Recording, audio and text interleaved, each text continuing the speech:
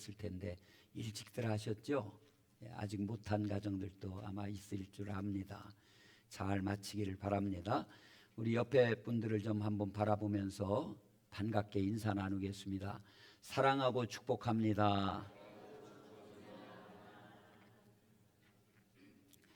오늘은 교회력으로 강림절 혹은 대림절이라고도 그럽니다. 이 강림절 둘째 주일이에요.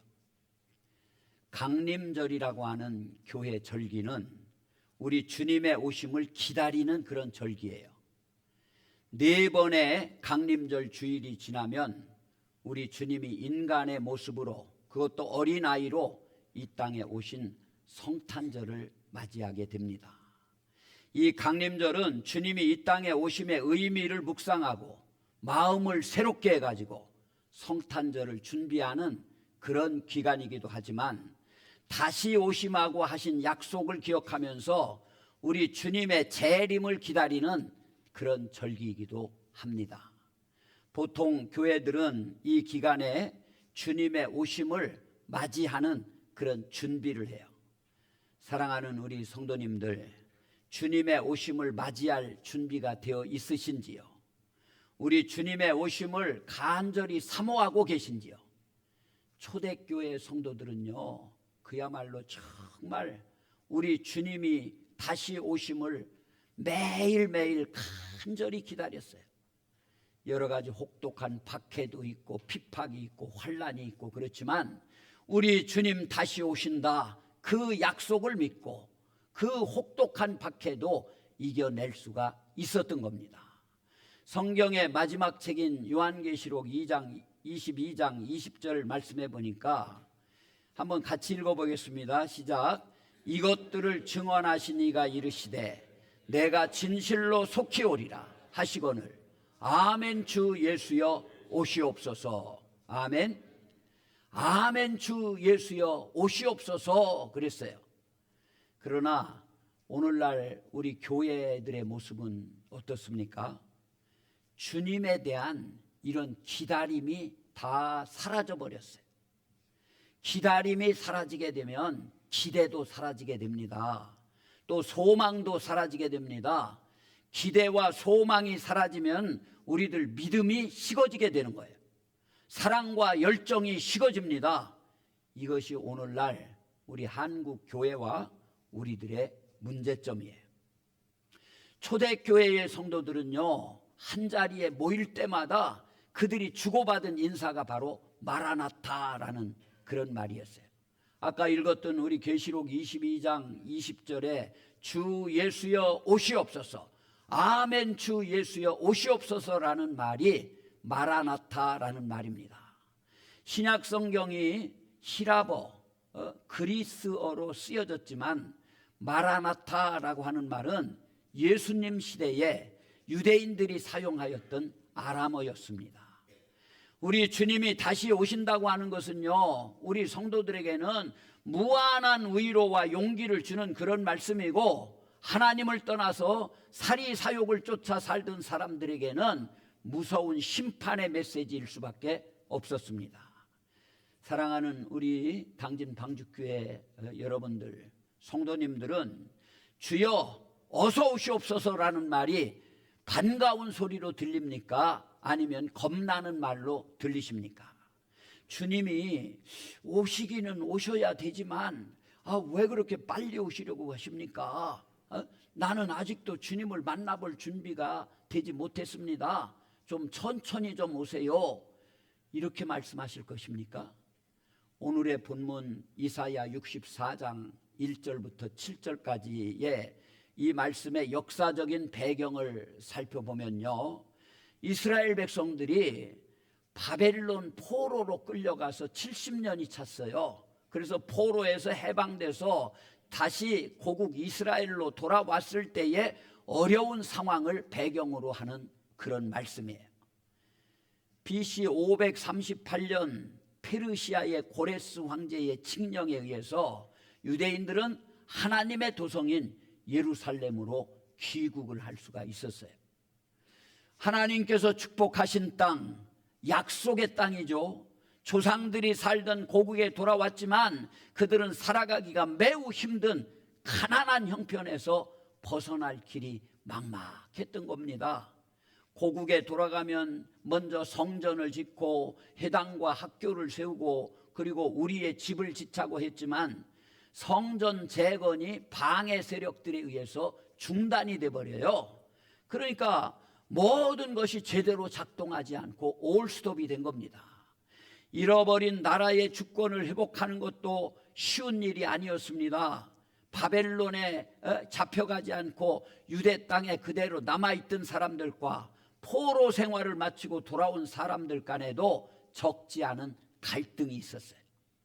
오늘 이사야 선지자는 주여 하늘을 가르고 강림하소서 이렇게 외치고 있습니다. 1절 말씀 보니까 원컨대 주는 하늘을 가르고 강림하시고 3절 말씀에서도 주께서 강림하사라고 말씀하고 있어요. 이 헝클어진 세상, 어그러지고 바로잡혀지지 않은 세상, 갈등과 원망과 이런 것이 가득 찬 이 세상을 바로잡으실 수 있는 유일한 방법은 오직 주님이 하늘로부터 강림하실 때에야 가능하다는 그런 말씀이에요. 지금 우리들이 사는 이 세상은요, 소망이 없어 보여요. 과학이 발달하고 문화 수준이 높아지면은 우리는 더욱 풍요롭게 되어야 되는데 오히려 더욱더 각박합니다. 메말라요. 이기주의적인 사회가 되어가고 있습니다. 이 땅은 하나님의 창조의 질서를 너무나 많이 파괴했고 어지럽혔어요. 인류가 그런 부분들을 회복하려고 애써 보지만 제대로 되질 않습니다. 오직 하나님의 아들이 다시 이 땅에 강림하시는 그 길만이 인류의 숙제를 해결하실 수 있는 유일한 길이 됨을 우리는 알아야 돼요. 그러므로 우리는 주님을 기다리는 그런 백성들입니다. 이 패역하고 완악한 시대상을 바라보면서 우리는 아멘 주 예수여 어서 오시옵소서 라면서 마라나타를 소망하고 있는 그런 사람들이에요. 오늘 본문 말씀 4절에서 하나님의 백성들은 주님을 앙망하는 자들이 바로 하나님의 백성들이라고 말씀하고 있습니다. 그 말은 표준 세번역 성경을 보면은 주님을 기다리는 자, 주님을 앙망하는 자들이 누구냐? 주님을 기다리는 자들이 이들이 주님을 앙망하는 자들이라고 말씀하고 있어요. 오늘 본문 1, 2절 말씀을 다시 한번 보시기 바랍니다. 원하건대 주는 하늘을 가르고 강림하시고 주 앞에서 산들이 진동하기를 불이 섭을 사르며 불이 물을 끓임 같게 하사 주의 원수들이 주의 이름을 알게 하시며 이방 나라들로 주 앞에서 떨게 하옵소서 그렇게 말씀하고 있어요. 대체로 구약 성경 이 번역이 히브리어로 원문인 것을 이렇게 옮기다 보니까 번역이 굉장히 어려워요. 그래서 세번역 성경에는 좀 더 자세하게 번역을 하고 있습니다. 거기 한번 보면은 주께서 하늘을 가르시고 내려오시면 산들이 주님 앞에 떨 것입니다. 마치 불이 섭을 사르듯 불이 물을 끓이듯 할 것입니다. 주의 대적들에게 주의 이름을 알게 하시고 이방 나라들이 주 앞에서 떨게 하여 주십시오. 이런 말씀이에요. 오늘의 비참한 환경을 놓고 탄식하던 이사야 선지자는 우리 세대의 유일한 소망은 주님이 하늘을 가르시고 내려오셔야 한다고 그렇게 믿고 있었습니다. 왜 우리들은 주님을 기다려야만 합니까? 첫 번째는요, 주님은 우리의 희망이시기 때문에 우리들은 주님을 기다려야만 되는 거예요. 인류의 소망 되시는 분이 바로 우리 주님이십니다. 기독교의 희망은 종말론에 있어요. 하나님의 심판이 무서워서 정신 차리게 됩니다. 천국과 지옥이 분명히 있기 때문에 무서운 마음에서 하나님을 믿게 되는 것도 부인할 수가 없습니다. 주의 재림만이 우리들의 모든 문제를 해결해 주실 수 있는 거예요. 우리 하나님이 이 험한 사회에 내려오셔서 더럽고 추한 사회를 수술해 주시고 우리들이 예측하지도 못한 놀라운 일을 행하셔서 열방을 놀라게 하실 거예요. 오늘 본문 3절 말씀을 다시 한번 보도록 하겠습니다. 함께 읽겠어요. 주께서 강림하사 우리가 생각하지 못한 두려운 일을 행하시던 그때에 산들이 주 앞에서 진동하여 싸우니. 아멘. 여러분, 우리들을 가로막고 있는 그 높은 산과 같은 세력이라고 할지라도 주님께서 강림하시는 날 주의 앞에서 산 같은 사람들이 두려워 떨게 될 것이다. 할렐루야. 그렇게 말씀하고 있는 거예요. 기다릴 것이 없는 사람들은요, 절망할 수밖에 없습니다. 나에게는 아무 소망이 없다고 한다면 갈 곳은 한 곳밖에 없어요. 무덤으로 가야 돼요. 공동묘지로 가야 됩니다. 우리 주님을 기다림이 없는 사람은 절망의 인생입니다. 아브라함을 보면요, 아브라함은 하나님이 약속하신 약속의 아들을 기다렸어요. 내 씨로 하늘의 별과 같이 바다의 모래알과 같이 많아지게 하겠고 너로 큰 민족을 이루게 하겠다. 하나님께서 아브라함에게 약속하신 약속입니다. 그래서 자기 씨로 말미암아 이렇게 큰 민족을 이룬다고 그랬으니까 자기에게 주시겠다고 하는 이 아들, 약속의 아들을 아브라함이 얼마나 기다렸는지 몰라요. 하늘의 많은 별과 바다의 모래와 같은 자손의 번성을 기다렸습니다. 또 이스라엘 민족들은요, 하나님께서 약속하시고 허락하시는 가나안 땅에 들어갈 때까지 수없는 인내로 그들은 기다렸어요. 이스라엘은 여러 민족과 나라들로 인해서 너무나 많은 고난을 받은 그런 민족이 히브리 백성들, 이스라엘 민족이에요. 그래도 인내할 수 있었던 것은요, 하나님께서 보내시는 메시아가 오신다는 그런 약속이 있었기 때문에 힘든 과정들을 잘 인내하고 견뎌낼 수가 있었던 겁니다. 인내와 기다림이란요, 하나님의 사람들의 행동 양식이에요. 우리 크리스천들은 기독교인답게 살게 하는 그런 원동력이 있습니다. 그게 뭐냐면은 주님의 다시 오심을 기다림에 있어요. 주님의 다시 오심이 약속되어 있지 않다면 우리에게 무슨 낙이 있겠습니까? 그저 옛날 사람들은 이런 찬송을 불렀습니다. 먼 하늘 이상한 구름만 떠도 우리 주님 오시려나, 뭐 그러면서요, 이런 찬송들을 눈물을 흘리면서 불렀어요. 우리 주님이 저 구름을 타고 오실 것인가를 생각하는 사람이 있다면 그 사람은 행복한 사람입니다. 예수님을 잘 믿은 사람을 말하라고 한다면 우리 주님의 12 제자들일 거예요. 그런데 그들을 보면은 한결같이 얼마나 많은 고난을 받았는지 몰라요. 순교의 길을 갔습니다.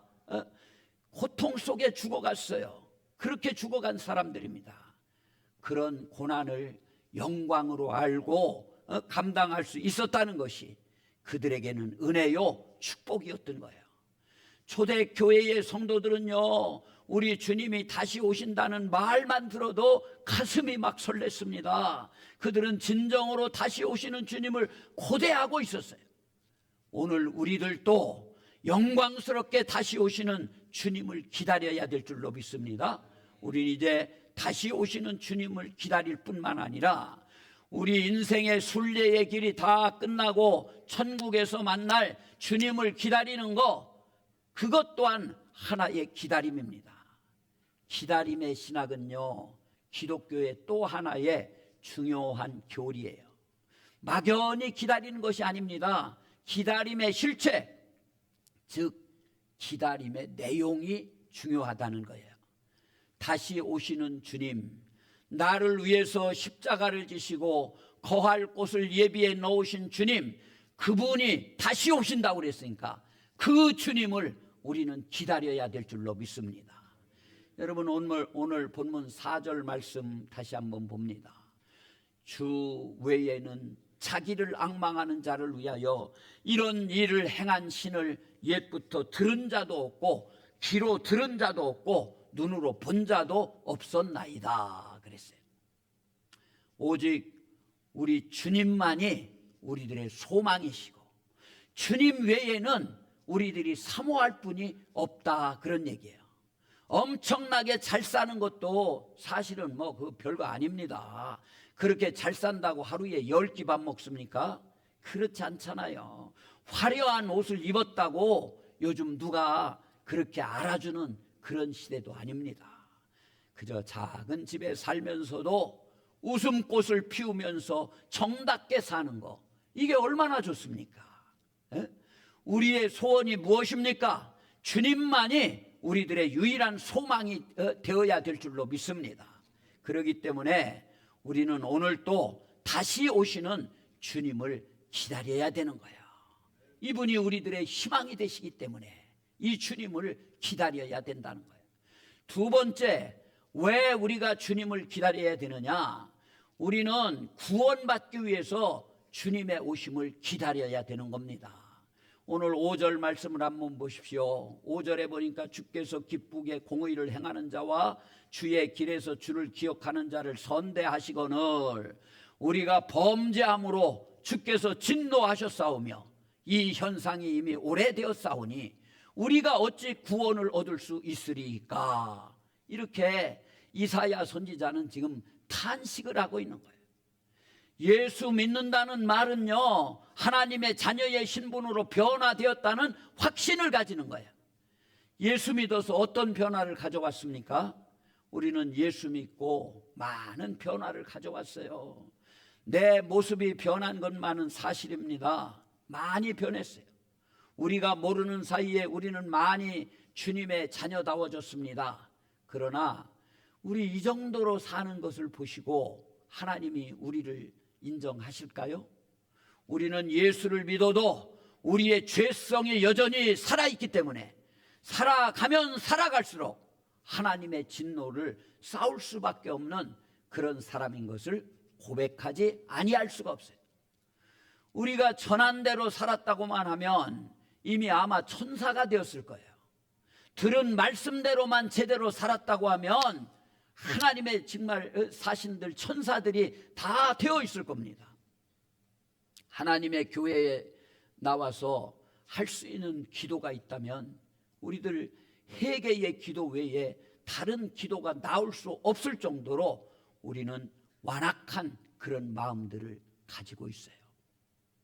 세번역 성경의 5절 말씀을 보니까 그러나 주님 보십시오. 주께서 진노하신 것은 우리가 오랫동안 죄를 지었기 때문에 주님이 진노하셨습니다.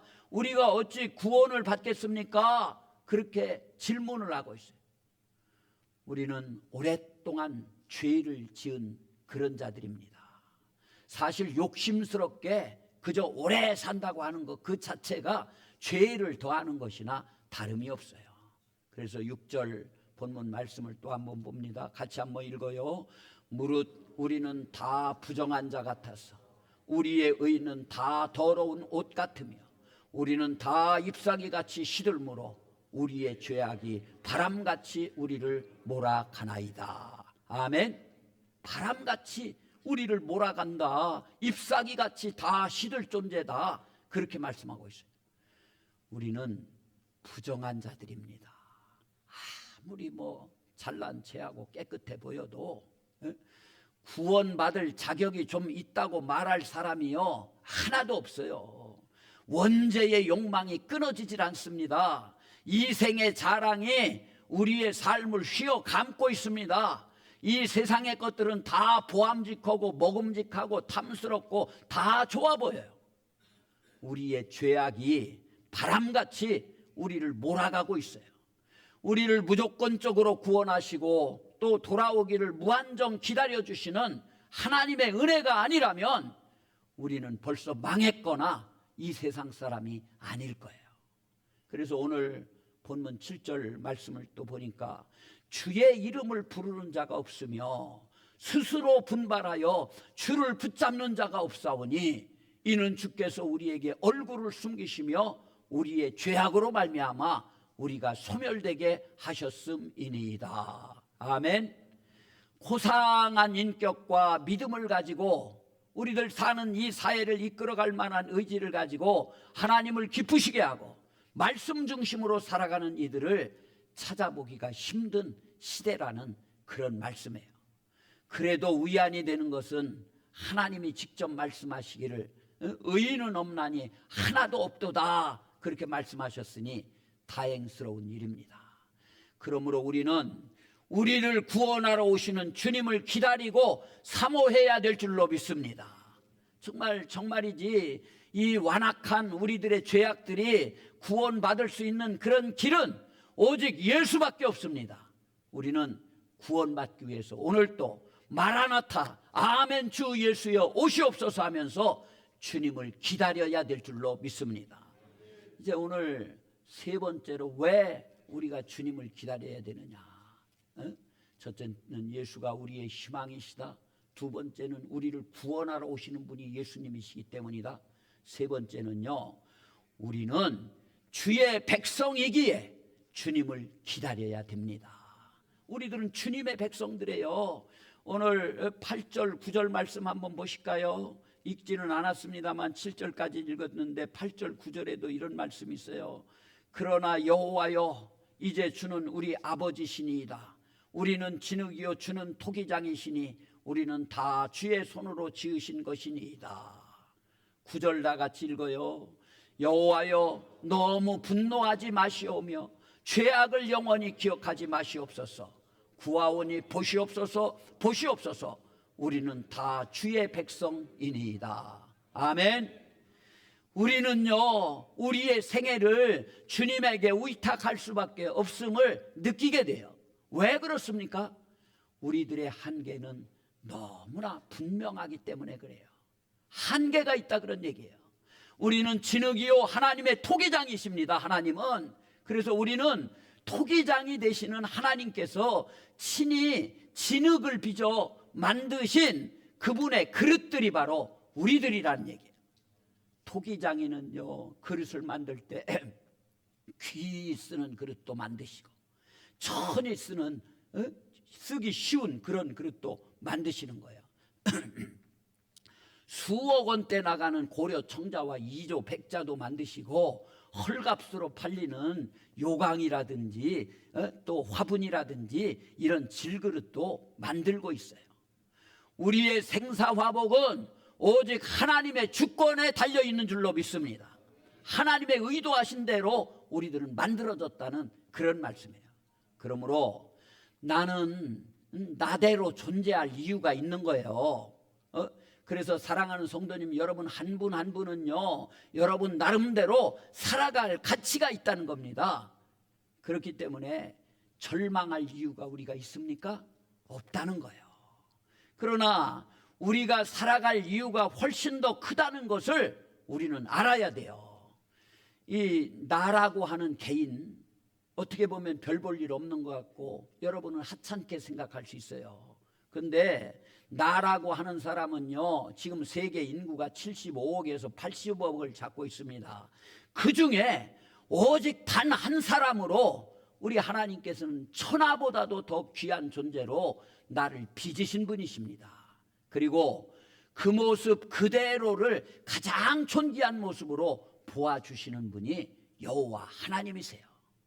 조금 키가 작게 만드신 것도 하나님께서 하신 일이기 때문에 나에게 유익하게 하시려고 이렇게 만들어 주셨나 보다. 아멘. 그렇게 받아들이면 되는 거예요.